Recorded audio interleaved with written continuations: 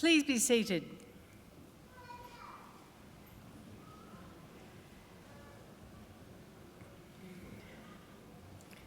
Distinguished guests, ladies and gentlemen, I would like to invite Uncle Bob Webb, representative of the Darug people, to offer the traditional welcome to country. Uncle Bob.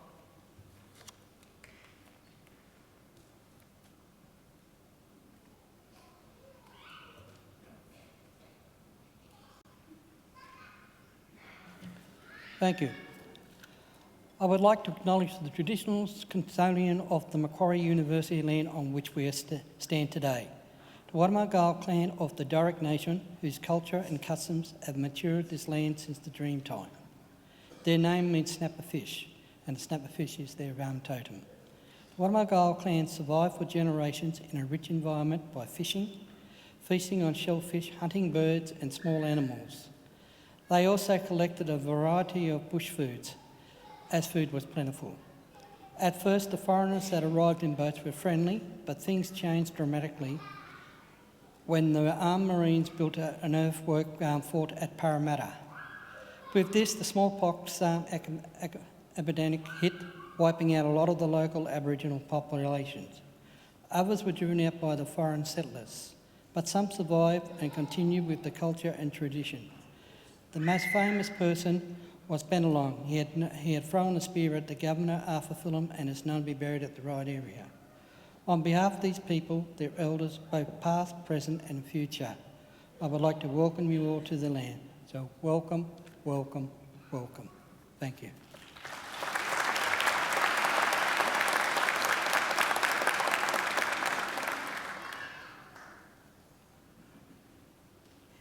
Ladies and gentlemen, I'm pleased to introduce the Chancellor of Macquarie University, the Honourable Michael Egan, AO.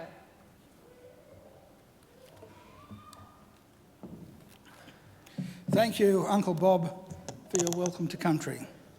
Well, graduands, ladies and gentlemen, boys and girls, first I want to thank all of you for coming.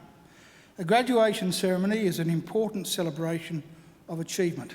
The achievements, of course, of our graduands, but also of the university. So it's very good that you are here, and I'm very grateful that you are. I also want to especially thank those of you who have brought children with you. It's good for them that they're here because their memories of today and of the importance of today may one day be the thing that inspires them to emulate the successes of today's graduands. And their presence is also good for us because every celebration is enhanced by the presence of children. Now, unless children have changed enormously since I was a child, few of them will be able to stay quiet or still for the duration of the ceremony. I don't expect them to, I don't want them to, and I don't want parents to worry if they don't. They are most welcome, and please let them run around and make as much commotion as they like. In fact, we know from long experience that if a baby particularly wails through a graduation ceremony, they're back within 25 years to take out their first PhD. So it's something actually to be encouraged. Now, the most important thing today is that our graduands have a great day. And I hope that this will be a very happy and a very memorable occasion for all of you. It will only be a happy occasion, though, if you relax. Most of you look relaxed, but one or two of you look as though you're about to go into the exam room rather than collect your degrees. Truly, nothing can go well. That's not true. Some things do go a bit wrong. Occasionally, people come up here and trip. That's fine. That's why we've got all these highly paid people whose job it is to pick you up and send you on your way if you do trip. So it really is nothing to worry about. Just sit back, relax and enjoy the occasion because you deserve to. You deserve to take pride, great pride, in your graduation. Completing a degree is never easy. You need an intelligent and inquiring mind. You need determination and perseverance, and you need to make many sacrifices. So welcome and congratulations to each and every one of you. I also want to congratulate all of you who are here tonight as the guests of our graduands. The very fact that you have been invited by one of our graduands to share one of the great days of their lives is proof positive that you've been very important in the lives and in the successes that we celebrate today. And I don't want you to think either that observing tonight's celebration is the end of your role. I have another important service for you to perform for our newest graduates, as they will soon become.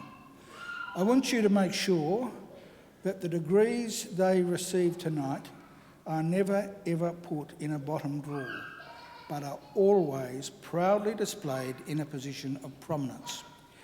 In other words, if our graduands are too self-effacing to proclaim their own success, you make sure that you do it for them. Now, the ceremony that we're about to participate in is one of the world's oldest social rituals. For centuries, graduates have been donning robes just like the ones our graduands are wearing tonight and participating in ceremonies just like this one. Indeed, there are some 50 universities in the world which can trace their history back more than 500 years. Now, obviously, Macquarie University is not one of them. We're a very young university. We celebrated our 50th Jubilee only 3 years ago. We proudly take our name from Australia's greatest colonial governor, Governor Lachlan Macquarie, a man whose greatness and achievements were never acknowledged by his contemporaries, but only by history. Those of us who went to school here in New South Wales were taught that Macquarie was a great builder. And that's true, he was a great builder. But his greatest legacy had nothing to do with bricks and mortar. His greatest legacy was the ethos he established, much to the annoyance of the British authorities at the time, of an egalitarian society. Because it was Macquarie's insistence that in this fledgling convict colony there be no distinction between the free and the freed that was the foundation of the Australian notion of a fair go for all. And that is a legacy that here at Macquarie we will always aim to maintain and honour. After our first 53 years, we now have more than 180,000 Macquarie graduates living in more than 140 countries. Macquarie is a very modern and outward-looking university. We're now ranked in the top 2% of the world's universities. From our beginnings, we have defied the traditional boundaries of academia. We have pioneered and continue to pioneer learning and teaching approaches that challenge conventions and shift thinking. Our students play a major role in their own learning and are empowered to guide what and how they learn. We're also research pioneers.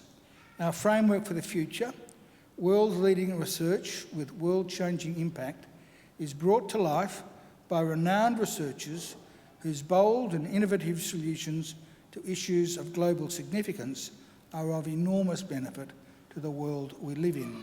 And by the way, that is not an idle boast. I don't know how many of you are aware that Wi-Fi, something most of us use most days of the week, was not developed at Harvard University or Oxford University or the Australian National University. Wi-Fi was developed by Macquarie University scientists and engineers in conjunction with scientists from the CSIRO. So we're rather proud of that. And we're also proud of some of our new facilities. On your way here tonight, you may have seen our Macquarie University Hospital, which is only a few years old. The hospital forms part of a very exciting medical enterprise, which, when entirely established, will be Australia's first fully integrated academic health sciences centre under a university's leadership. We are the only university in Australia that owns and operates its own hospital.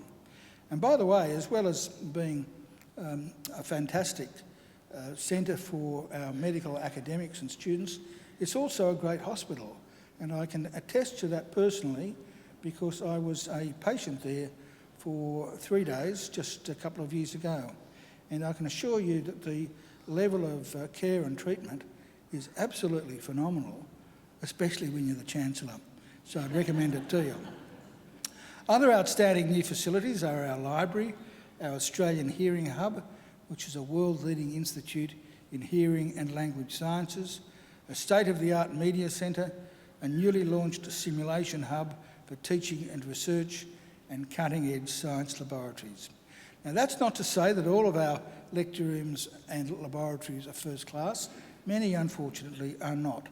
But we're planning to do something about that, and we're about to embark on a multi-billion-dollar infrastructure program over the next few years, which will truly see everything at world standard. So we're looking forward, and we're on the move.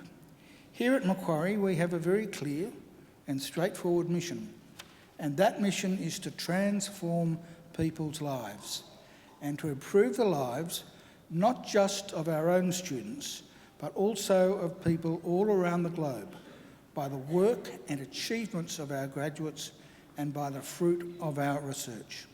We want Macquarie always to be a leader in teaching and learning and a leader in the accumulation of knowledge and understanding. In other words, an ideal community of scholars.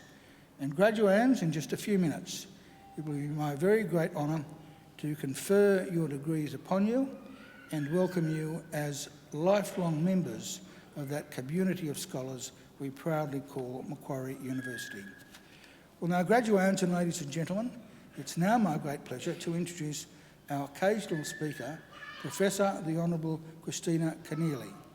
Christina served as the 42nd Premier of New South Wales and is the first woman to have held that office. She's an adjunct professor and Director of Inclusion at Macquarie Graduate School of Management. She's also an anchor at Sky News Australia and a member of the Sky News team that won a Walkley Award for its live coverage of the 2016 federal election. I now invite Christina to deliver the occasional address. Ladies and gentlemen, please welcome Professor the Honourable Christina Keneally.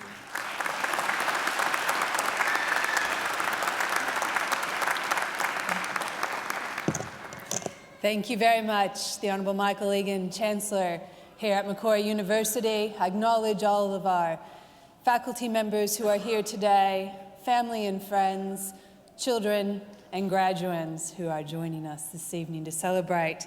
Well, look at you. Look at you. You look fantastic, by the way. I have to agree with the Chancellor. Some of you look slightly terrified. It's all right. Here you are, ready to grab your degree and re-enter or continue on in the workforce. I know most of you have continued to work as you've studied, a feat I take my hat off to you for. You've come so far, you've achieved so much, you've worked so hard. It's tremendous to be here to celebrate with you. Many of you are celebrating this milestone with your family and your friends, and no doubt they are proud. I can imagine how proud my father would have been if I'd managed to achieve what he would have considered an honourable degree, that is, one in business, finance, or economics. Unfortunately for my dad, he only got to watch his oldest child and only daughter graduate with a degree in arts, in political science. Now, my dad's an engineer. He has great respect for things that you study that are about tangible things, you know, how to build a bridge, how to manage a logistics chain, how to make sure that the budget balances. I know he was thinking at my graduation in political science, well, there's only two things she can do with that degree. She can teach, or she can become a politician. I think he would have thought the former was unproductive and the latter without honor. But all my dad said at my graduation is, I'm proud of you. Or we also said, now you have to go get a job with that degree, in a tone that sort of said, well, good luck with that. Now, my father would be very proud of all of you here today, graduating with degrees that will, can, and should lead to productive and actual work. Even if your goal is to become an academic, he would have thought, well, that's all right. You're teaching people how to be productive, so that's okay. Now, perhaps I'm being a bit unfair to my father. He did impart other lessons to me. I am his only daughter, and he raised me to expect that there would be no barriers. There would be no choices unavailable to me because I was a woman. As long as I worked hard, fought hard, and aimed high, he taught me that nothing could hold me back. I am grateful for this gift of confidence from my dad. But when I got into the wider world, I discovered there were systematic barriers, there were structural obstacles, there were unconscious assumptions that meant that there were things that were going to make it hard to overcome on my own. You are entering a workforce, in fact, you are already there, and you will be leading a workforce that is grappling with the practical realities that barriers have existed and continue to do so. That have these barriers that are denying people of good quality, of merit, from succeeding because of their gender, their abilities or disabilities, their sexual orientation, their race, or their religion. Now, this current generation has started to take those barriers on, and I'm confident that you, as the leaders of our future, will be the generation that works out how to be truly inclusive. I don't know exactly how you're going to answer that challenge, but I do know from my observation being the first female Premier of New South Wales that lasting change towards inclusivity comes when we have change from the bottom up and from the top down.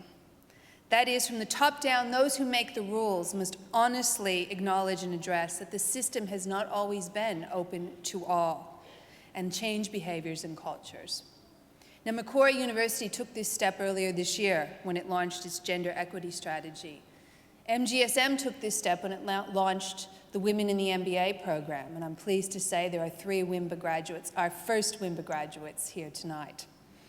My own political party took this on in 1994 when it introduced gender quotas for winnable seats. And inclusivity is an important step for all of us. Countries that have more women participating in the labour market are more prosperous. Corporations that have more women in senior leadership positions are more profitable.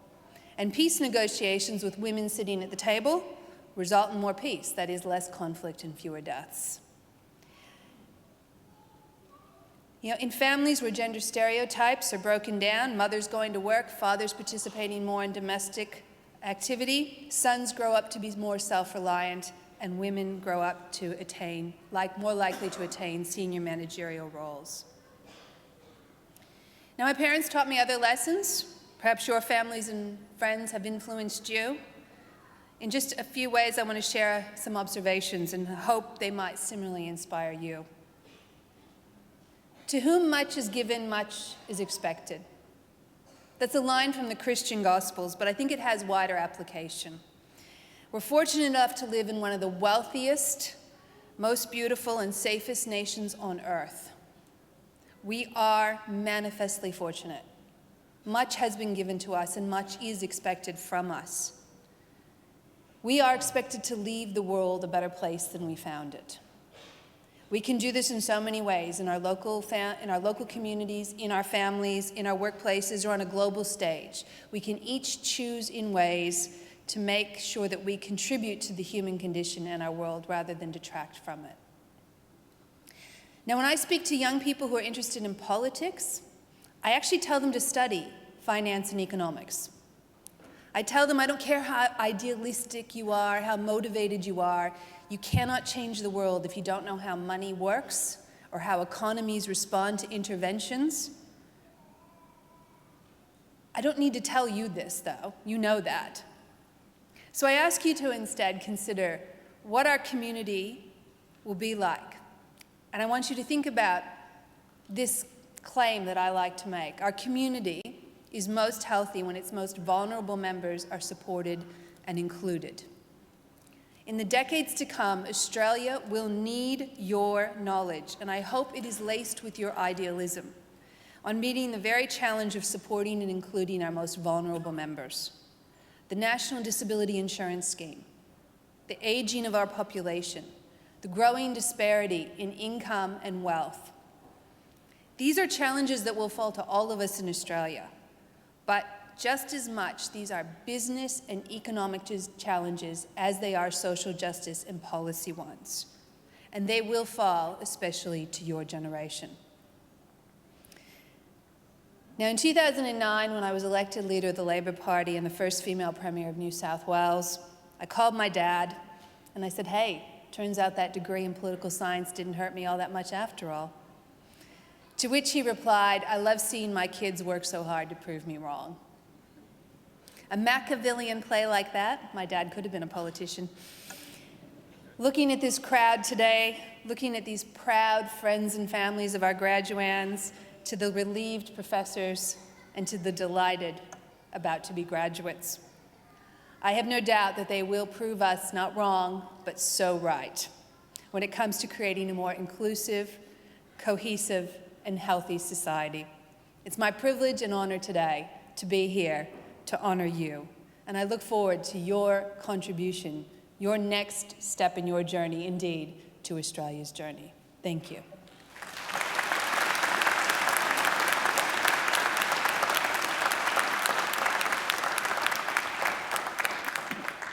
Well, thank you, Christina, for a great occasional address. Now, Christina only told you part of the story. Not only does she have a political science degree, but she also has a degree in theology. She is a theologian, and she's a very good one at that. So good, in fact, that when Pope Francis became the Pope, I wrote him a letter, and I told him he should appoint some female cardinals, and Christina should have been one of them. So I think she'd look great in red. I first met Christina back in 2003 when she was elected to the Parliament.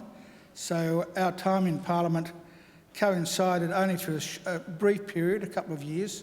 It coincided with the end of my career and the beginning of hers, but she quickly became one of my favourite people. And I think she leaves us with some very good messages that are worth keeping in mind. Real and lasting change requires everyone to play a part, and we all have an obligation to leave the world better off for our presence. Christina, of course, is now part of Macquarie University. She was, by the way, I don't think I mentioned it earlier, she was a member of our governing body, the Macquarie University Council, when I first joined the council back in 2006, I think. I think Christina deserves another great round of applause.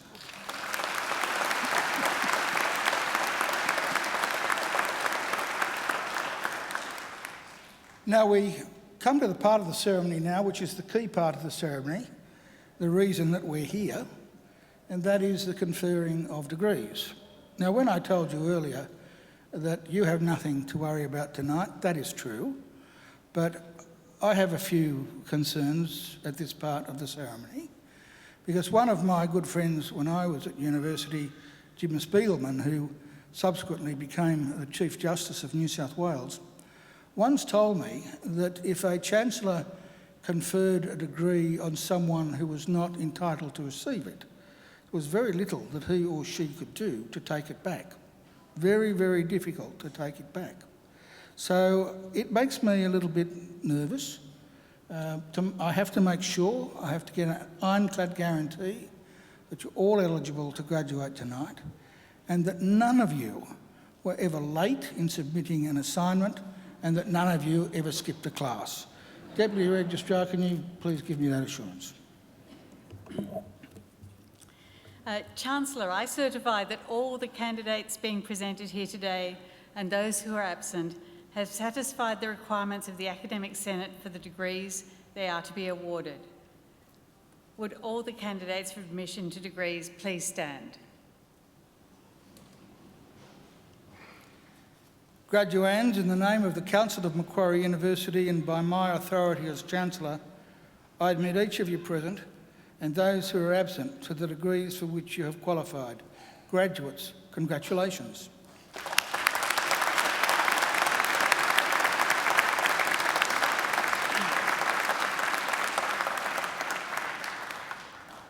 Will you please be seated? Chancellor, the graduates at this ceremony are from the Faculty of Business and Economics. I now call upon Professor Stephen Brammer, Executive Dean of the Faculty of Business and Economics, to present the graduates. Professor Brammer. Chancellor, the graduates at this ceremony are from the Faculty of Business and Economics. The Faculty of Business and Economics is the largest faculty at Macquarie University and one of the largest in Australia. It includes the Macquarie Graduate School of Management, the Macquarie Applied Finance Centre, as well as the Departments of Accounting and Corporate Governance, Applied Finance and Actuarial Studies, Economics and Marketing and Management. We're an applied, engaged and global business school. Our role is to create knowledge through applied research in the areas of marketing, management, finance, economics, actuarial studies and accounting. Working with our academic and corporate partners, students and alumni, we share research that addresses business and societal challenges. Our programs are innovative and include engagement with industry as well as the development of employability skills. The skills developed are in demand globally. Our programs are recognised and accredited by key industry bodies, and we enjoy a strong reputation amongst the business and professional communities. Our graduates have starting salaries well above the average for all Australian business schools. These graduates have the skills, knowledge and purpose to make a positive contribution to their families, to their communities and to the world. Chancellor, I'm proud to present to you the graduates from the Faculty of Business and Economics whom you've admitted to degrees.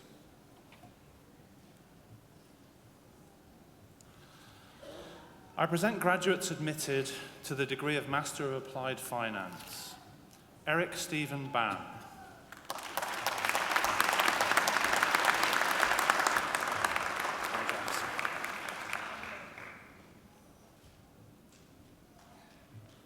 James Peter Barclay.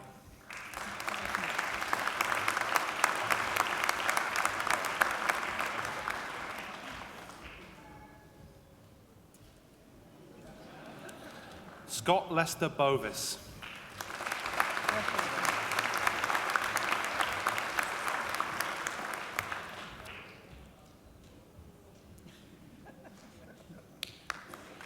Christopher James Buckley.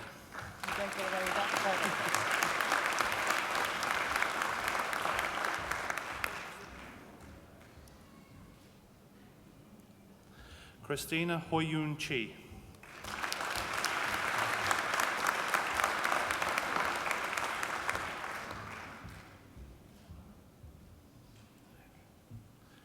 Andrew Gregory Cottam.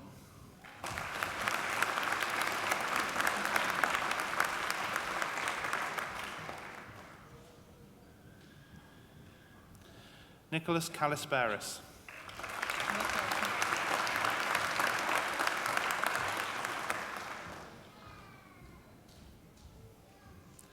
Kate Michelle Malcolm.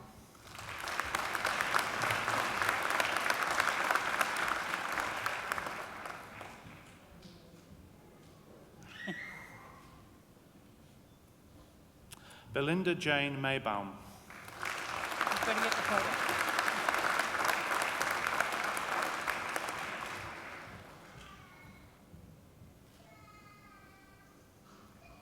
Case Mujib Mohammed.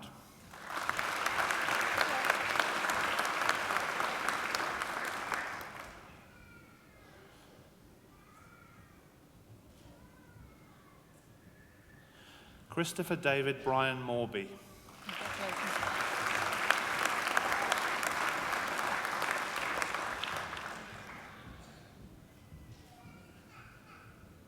Nithin Ram Mohun.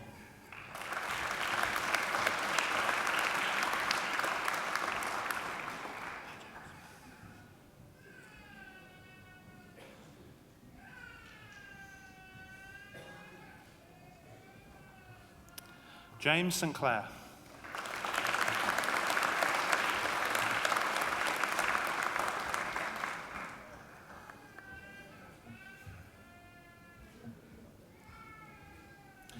Daniel Vertlewski.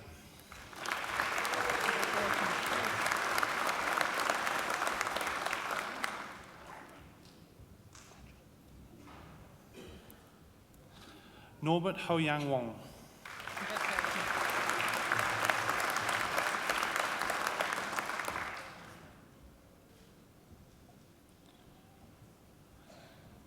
Ying Zhuo.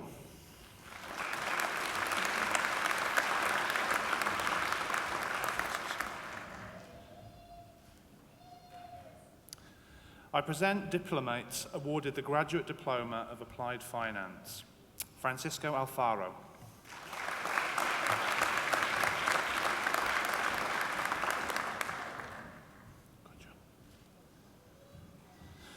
I present the graduate admitted to the degree of Master of Arts, Scarlett Oyampong.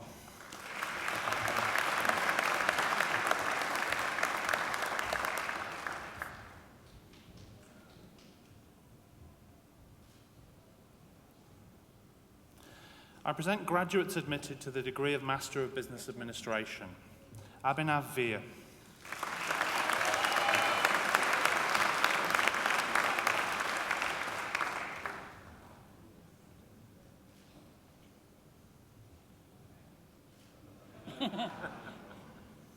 Michelle Louise Adam. Lucky too.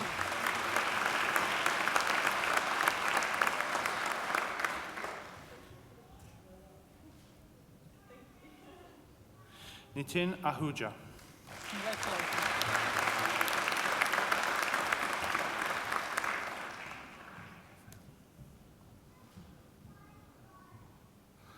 Rafael Alfredo Allende Barchi.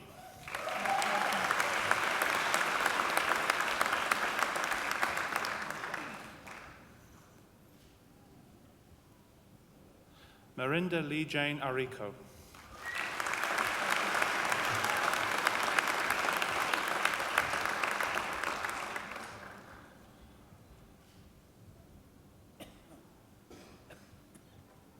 Kamal Uta.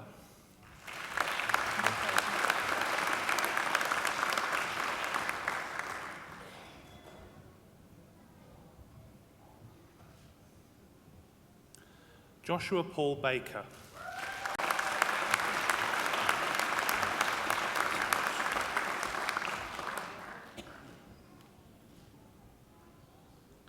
Sarojini Balkrishna.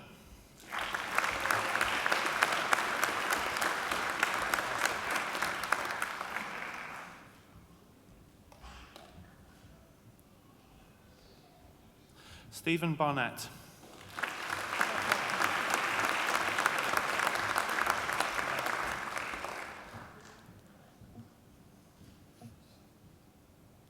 Namita Batra.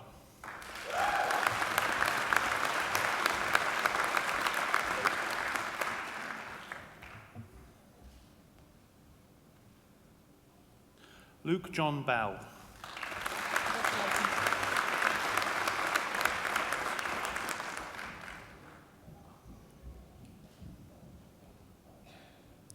Clint Adam Burtonshaw.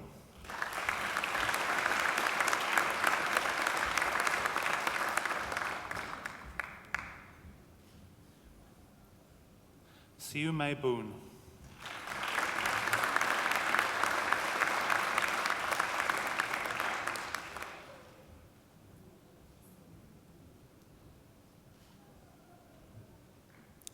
Saurabh Bhotial.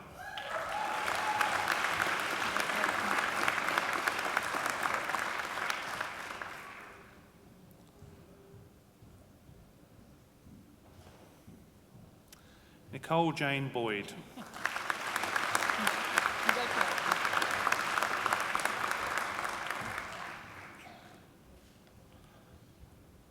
Warren Bradshaw.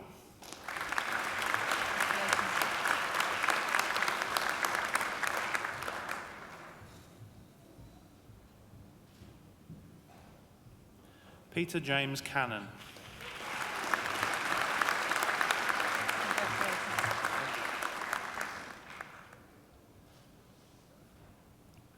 Urvashi Sanjay Chowdhury.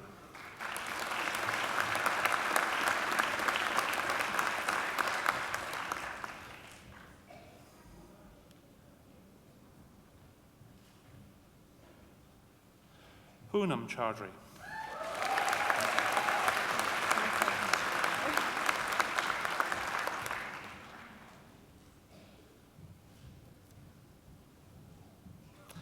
Adrian John Paul Cullen.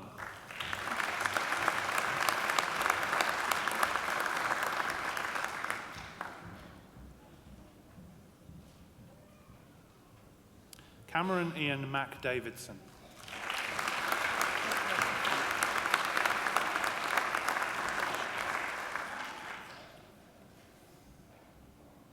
Nishant Dewangan.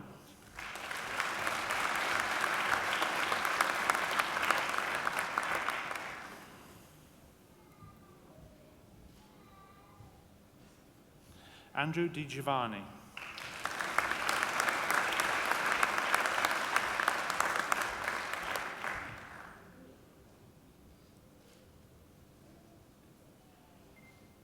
Grant Douglas.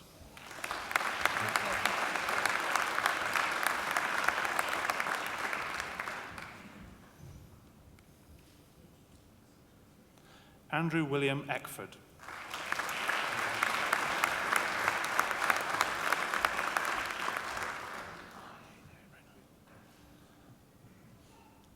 Renan Javier Espinoza Peralta.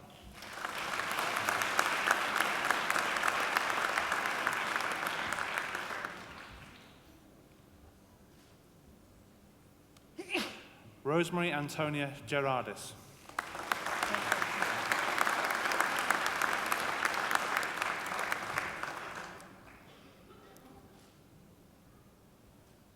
Paul Bang Hai Gu.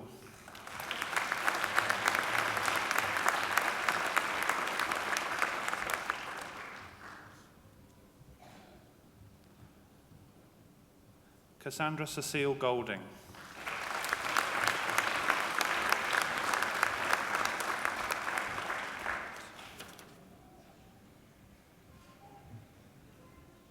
James William Martin Granger.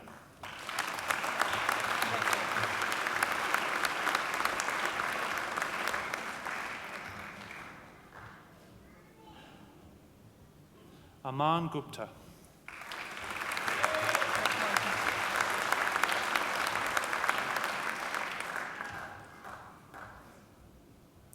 Maria Hammond.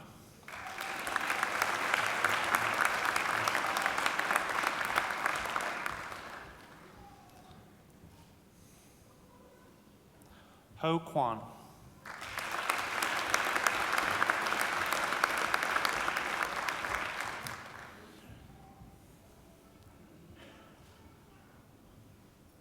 Israel Huacho.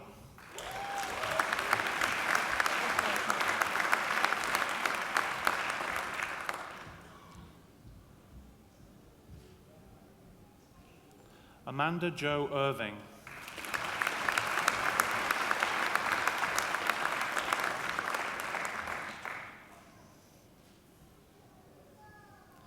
Michael Noel Jeffrey.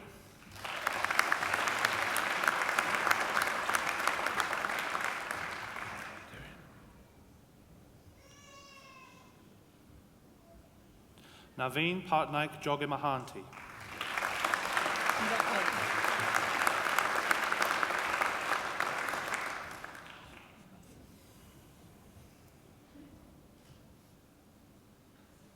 Elizabeth Jovanovska.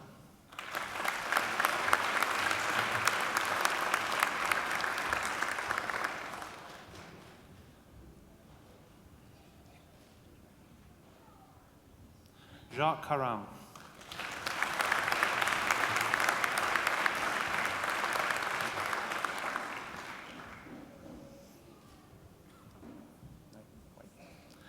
Katie Kennedy.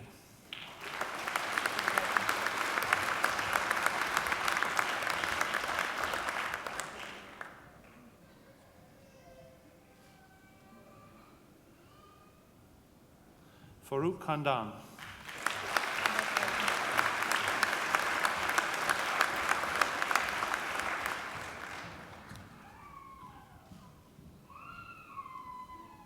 Alberto Kurniawan.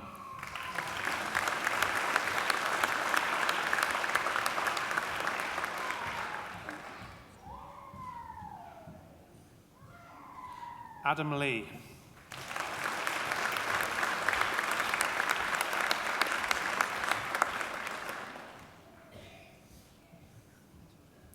Tyson Nicholas Laybourne.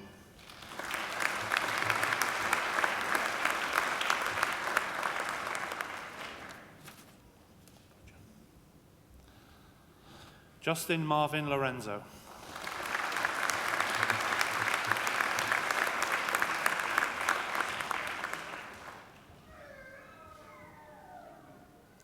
Jason Albert Lozada.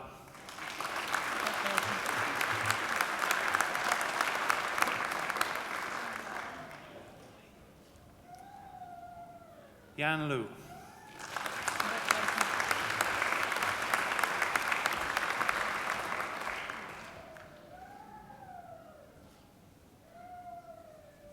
King Yi Jenny Mark.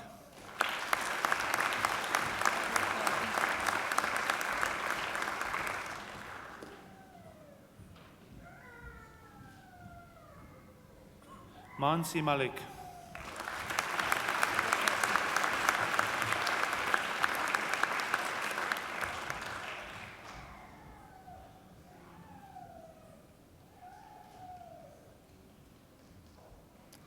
Joseph Massey.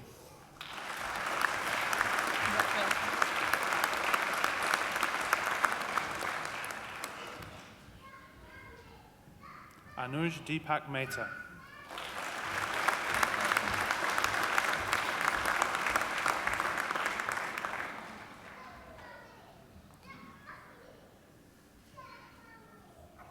Sahil Mengani.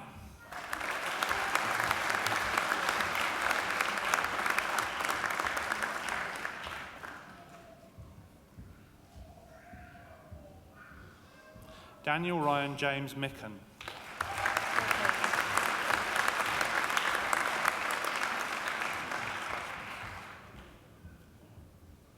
Tomislav Milicevic.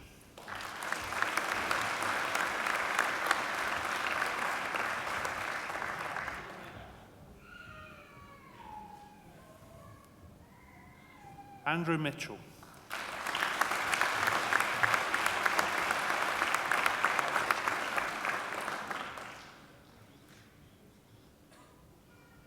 Giorgio Montanari.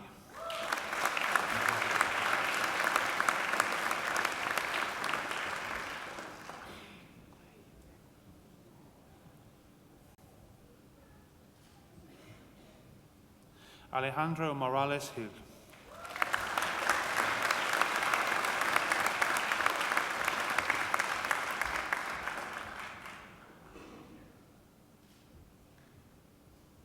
Avinash Narayan.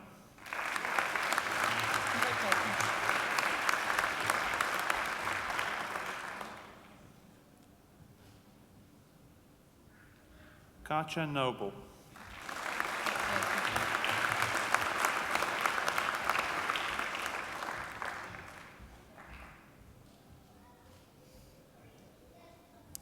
Adam David Pegg.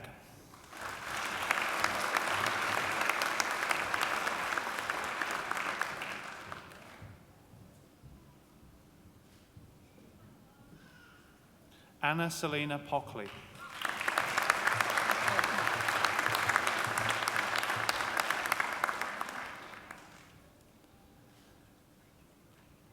Gabrielle Purchase.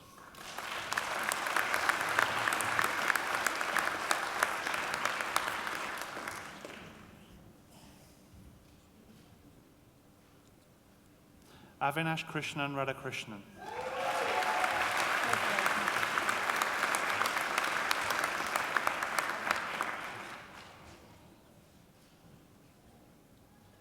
Shruti Sriranga Rao.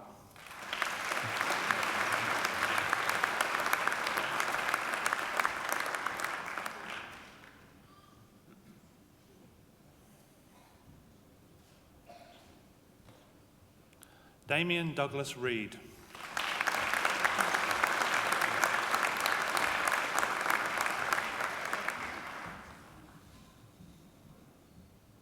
Mervyn Agnello Camilo Rodriguez.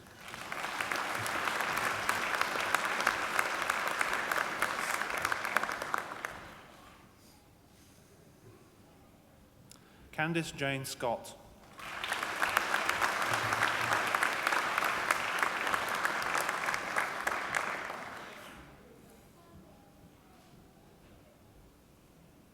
O. Shah.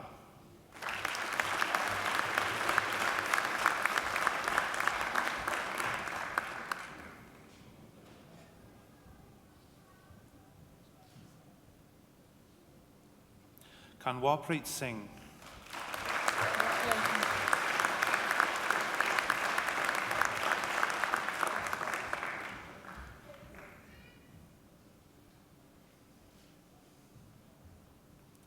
Peter John Small.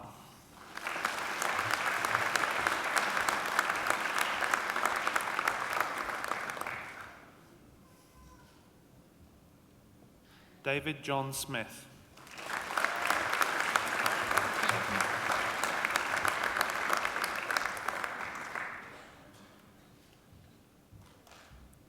Katie Sue Smith.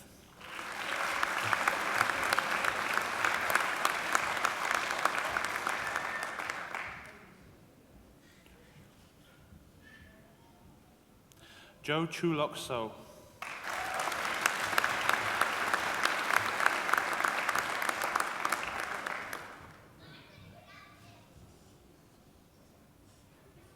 Stanley Yiwi Sun.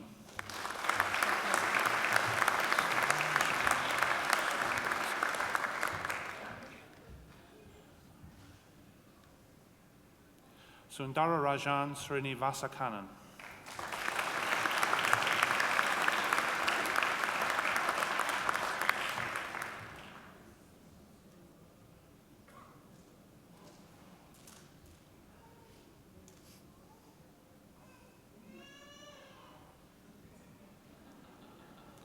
Thomas Edward Steiner.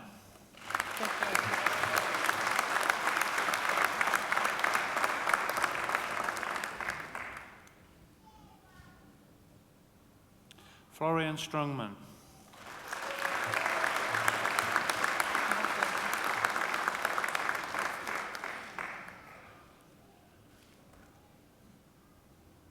Ravi Nikhil Sulakere.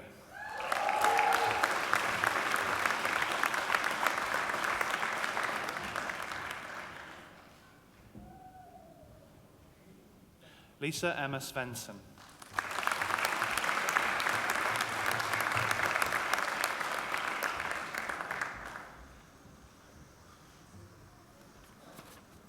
Lai Ping Tam.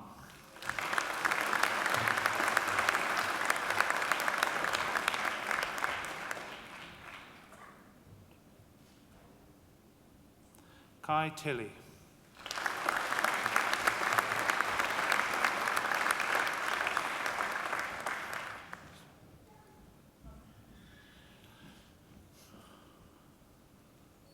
Luis Tornacho Trejo Gonzalez.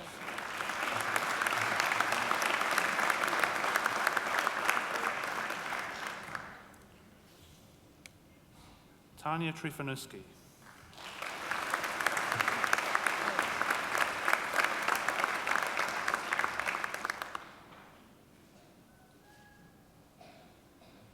Tommy Churkian Sang.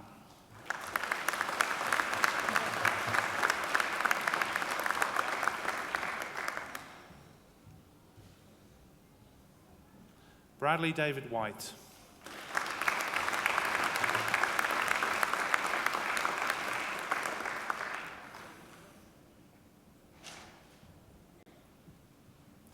Robert Nicholas Alexander Winter.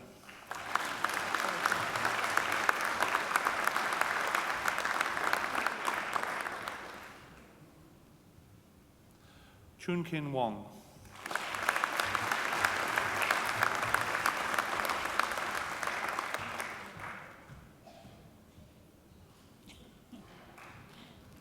Jiani Shu. You have to have the photo. You have to have the photo.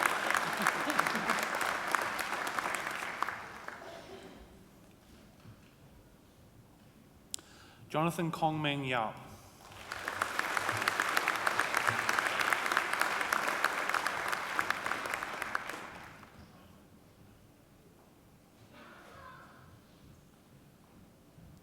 Yuen Oi Sum.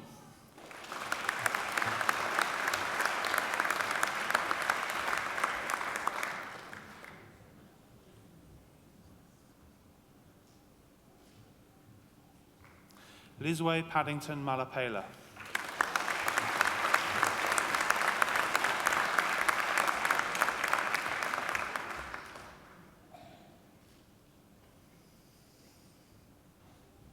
I present graduates admitted to the degree of Master of Management.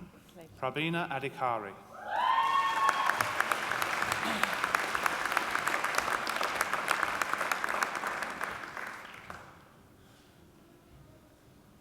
Brinda Credaro. Congratulations.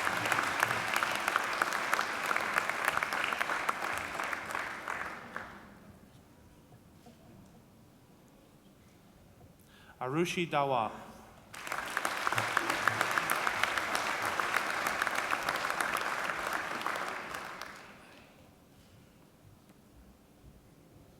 Harsh Kumari alias Premkar. Congratulations.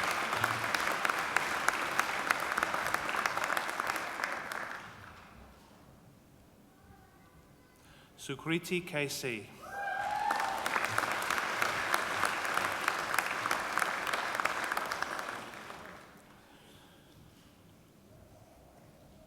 Joel Sashi Samuel Mustonen.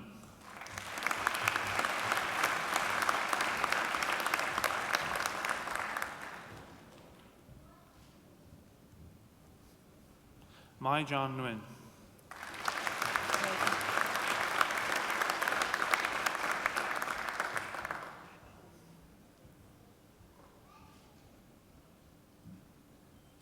Noel John Padin Jatinkara.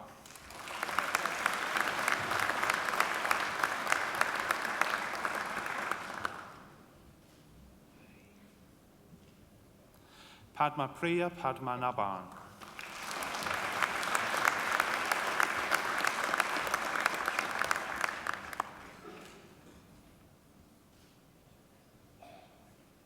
Richang Anil Shah.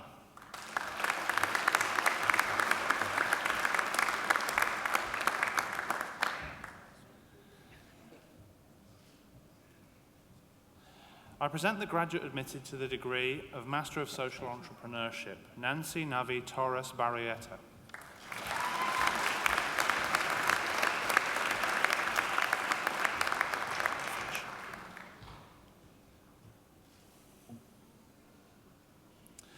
I present the diplomate awarded the Postgraduate Diploma of Management, Felicia Nana Asi Atto.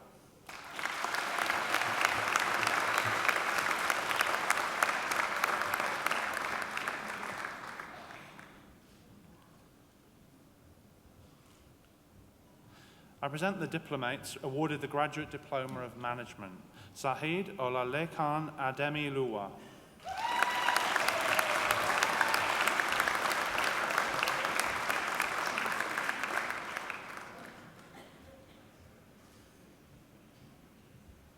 Nicole Denise Brummer.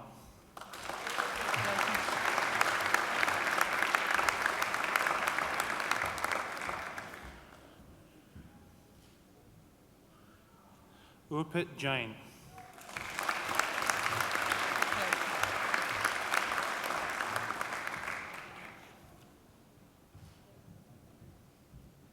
Craig Andrew McGrath.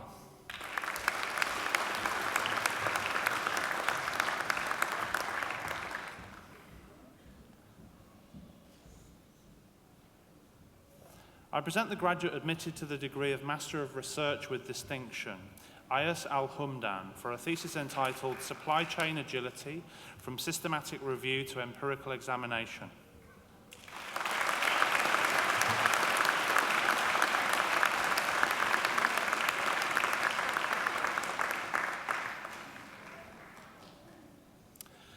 I present the graduate admitted to the degree of Doctor of Business Administration, Dr. Ho Hung Hedi, for a thesis entitled An Examination of Sales and Marketing Collaboration in a Western Headquartered Chinese Subsidiary.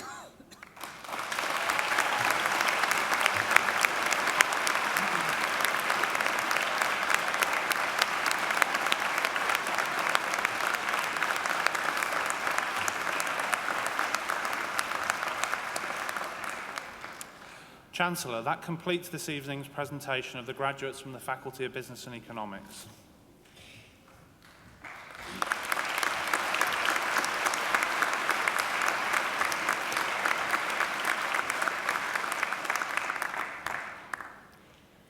Chancellor, I call on Mr. Giorgio Montanari, who has graduated today with the Master of Business Administration, to speak on behalf of the graduating group. Mr. Montanari.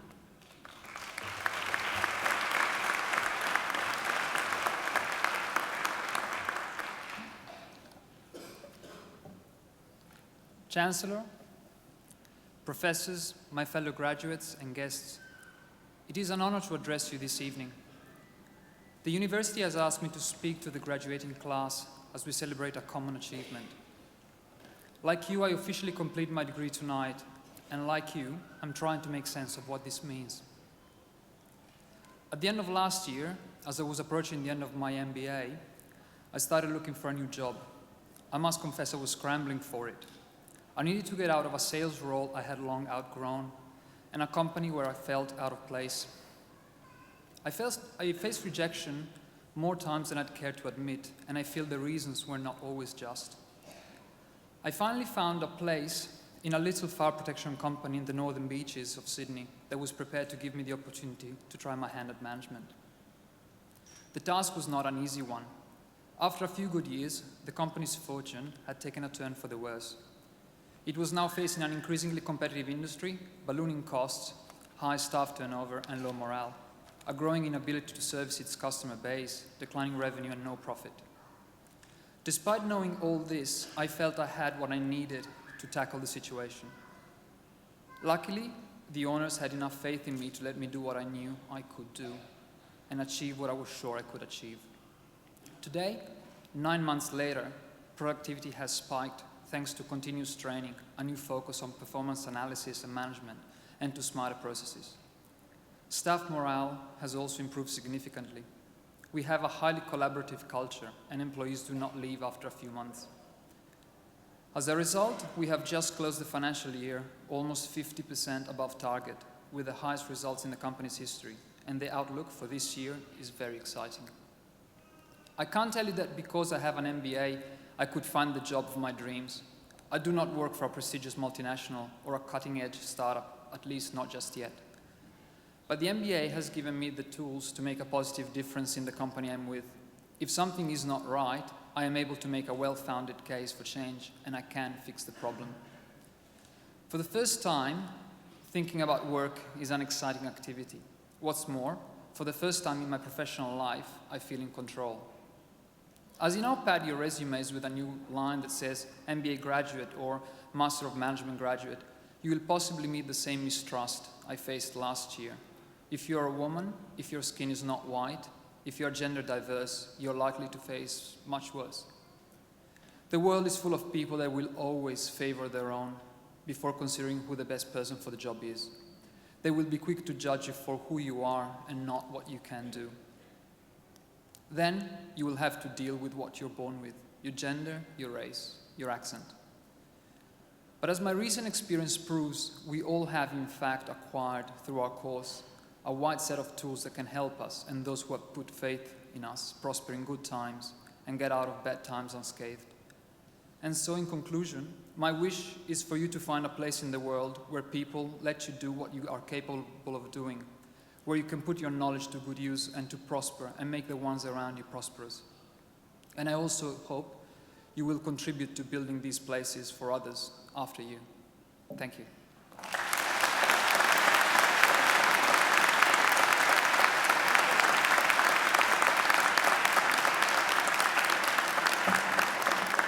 Well, Giorgio, that was an inspiring story. I don't know whether you all heard, he now runs a fire protection company. Now, I don't know whether we use your company here at Macquarie, but I think we'll make sure that we put you on our list that we invite to tender. And by the way, have you got some business cards here with you tonight? You hand them out. But that was an inspiring story. So I think he deserves another great round of applause, don't you? Well done.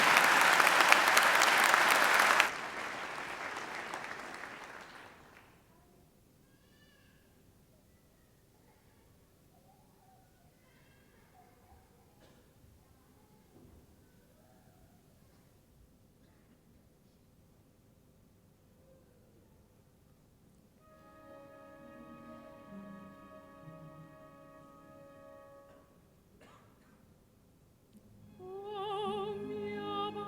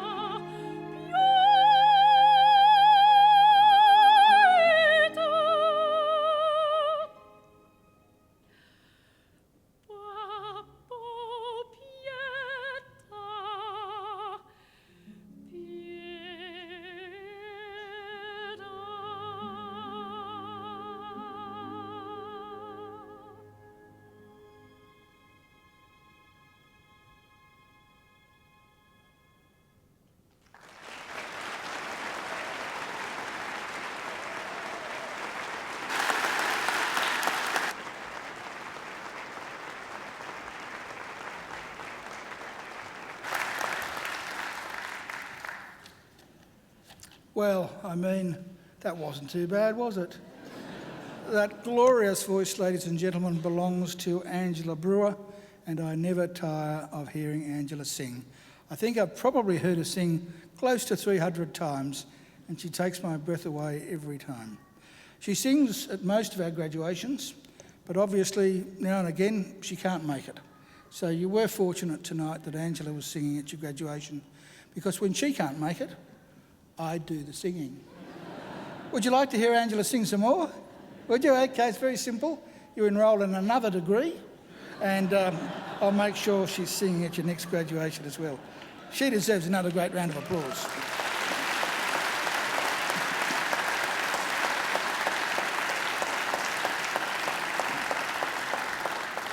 And so too to our fabulous musicians, Dr. Chai Chang Ning over there on the Chinese transverse flute.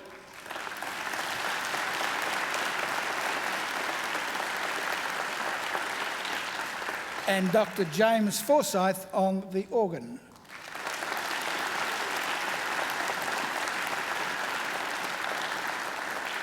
And then sitting next to James, and also over here, are some of our alumni volunteers who come along graduation ceremony after graduation ceremony just to make sure that things go well for your graduation. They deserve a great round of applause.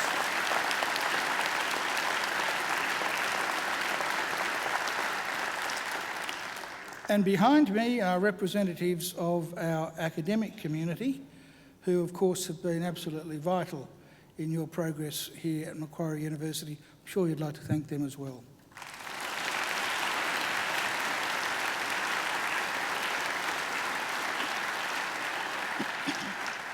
Well, now, graduates, this ceremony marks the end of one stage in your relationship with Macquarie University, but it is certainly not the end of your association with Macquarie.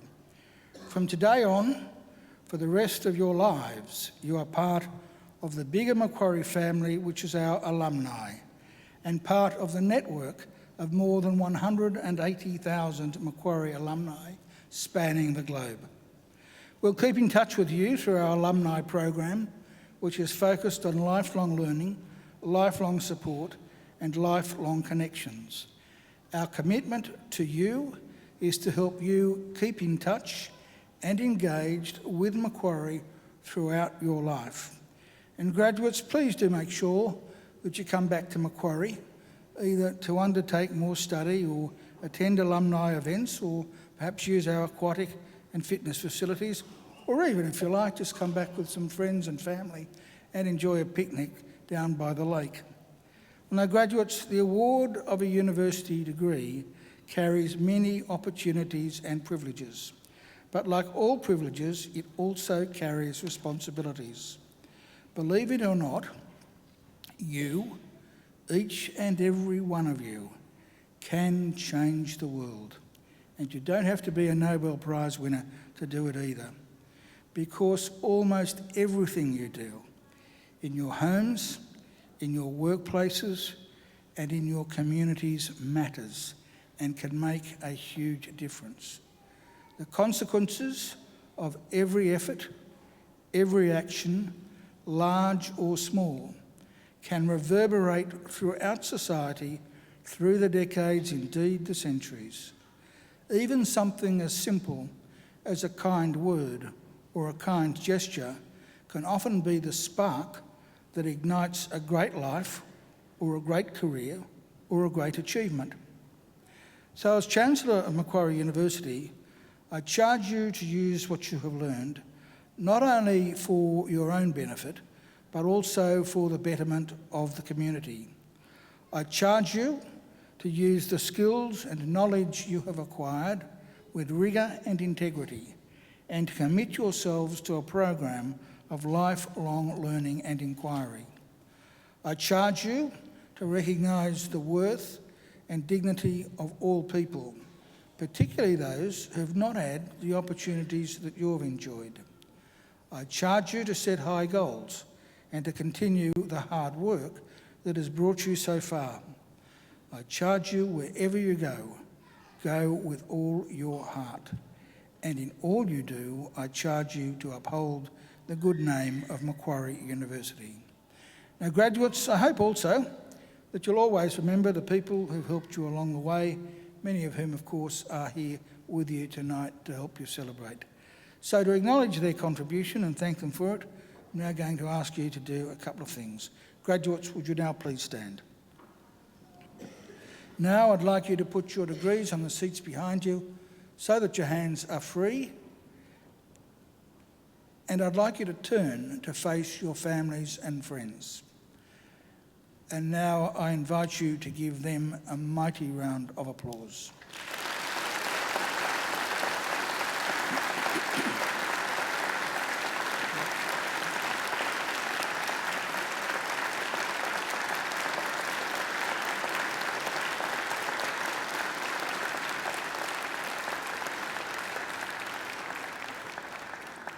Well, graduates, you can turn around now, but don't sit down because we'll be leaving in just half a minute. But please, I do remind you to pick up your degrees. We don't want anyone leaving one behind. Well, ladies and gentlemen, in just a moment, I will lead the official party out through the centre aisle, and we'll be followed by all the graduates. And then I would ask all of you to join us through the centre aisle, down the path to the Macquarie, where I would invite you all to join us for some light refreshments. We have refreshments for adults and we have refreshments for children. We have ice creams and we have fairy floss, both blue and pink, and I can assure you there's enough for the adults as well. Please do join us. Well now, please, ladies and gentlemen, please now stand and remain standing until the last graduate has processed out. Well, graduates, I wish you the very best for the future. And in the words of the old Irish blessing, may the road rise up to meet you. May the wind always be at your back. May the sun shine warm upon your face and rains fall soft upon your fields. And until we meet again, may God hold you in the palm of his hand. Graduates, good luck.